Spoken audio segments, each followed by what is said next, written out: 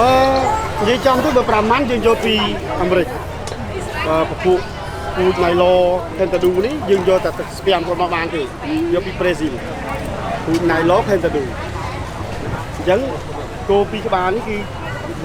វាប្រកាត់ចូលគ្នាចំនួន2ពូជមួយអាបារបស់វាទៅស្ពាំអាបាហ្នឹងពូជណៃឡូខេនតាឌូបាទមួយទៀតមេពូជរបស់យើងរបស់5ម៉ាន់យើងនេះយើងសុតនេះកាត់ចូលគ្នាយើងបានពូជឲ្យឈ្មោះពូជខ្មែររបស់យើងមួយខេមបូផេនតាឌូយ៉ាងនេះជាពូជរបស់ខ្មែរខ្ញុំចាបាទនៅខាងកសួងខាងរបស់យើងគឺគាត់គ្រូរបស់យើងយើងប្រកាសឲ្យចេញជាពូជរបស់ខ្មែរយើងមួយបានន័យថាកូនខ្មែរយើងអនុវត្តពូជបានដឹកតាមយន្តហោះនេះបានឆ្នាំហ្នឹងមកយើងបានបានពូជហ្នឹងឆ្នាំ2022ដូចជាពាក់តាម2022 23អូចឹងច្រើនឆ្នាំណាបងញ៉ាគាត់ដាក់ពីអាមេរិកមកយន្តហោះដូចជា100ក្បាលតែកន្លែងខ្ញុំអត់ដឹងខ្ញុំអត់ទេចាតែវាធន់ដែរណាបងវាដូចថាវាធន់ដល់អាកាសធាតុយើងហ្មងព្រោះអីដើមកំណើតរបស់គូ5ម៉ាន់នេះនឹងគូណៃឡូនេះគឺនៅស្រុករបស់គាត់កន្លែងគាត់ហ្មងគឺក្តៅអូវាក្តៅហើយសើមដូចយើងដោយរត់ទីសាសក្តៅ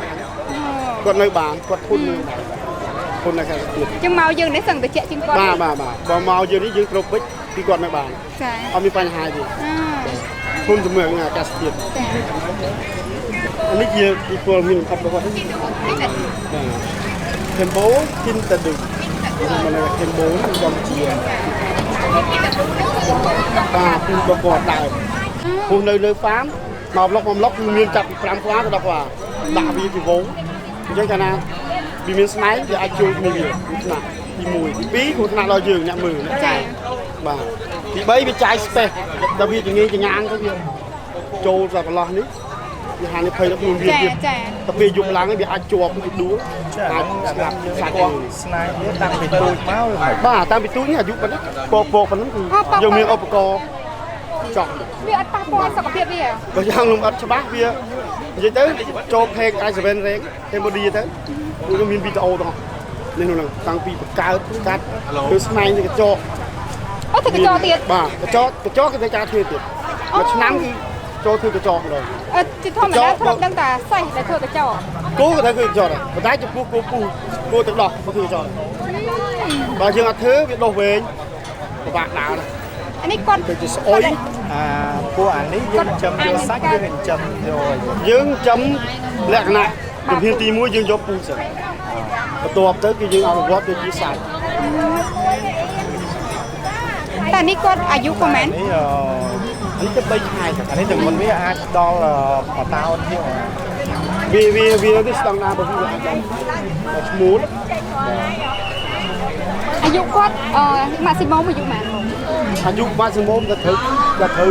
ស្តង់ដារហ្មងវាអាច2ឆ្នាំដែលអត់ប្រហែលខែវាតាំងពីការស៊ីការធន់អាកាសធាតុធន់ជំងឺគឺវាល្អហ្មងហើយបើធៀបមួយគោខ្មែរយើងអានេះធន់ជាងអានេះធន់ជាងឡើយសួរចាំជាងវាអត់ទៅជាងវាមិនមែនធន់ជាងទេវាប្រហាក់ប្រហែលគ្នាប៉ុន្តែអត្ថប្រយោជន៍វាគឺវាសាច់ច្រើនជាងចិញ្ចឹមរយៈពេលប៉ុនគ្នាអាហារឲ្យដូចគ្នាប៉ុន្តែសាច់ពីចាំគ្នាចានេះមានជំងឺអត់ជំងឺអីវាមិនដែរបងចាក់ឆ្នាំចាក់អីគឺវ៉ាក់សាំងគឺយើងធ្វើមួយឆ្នាំនឹង3ដងវាមិនមួយឆ្នាំតាទឹកបោកខ្យល់ឡាំពី skin លំពកចាអញ្ចឹង3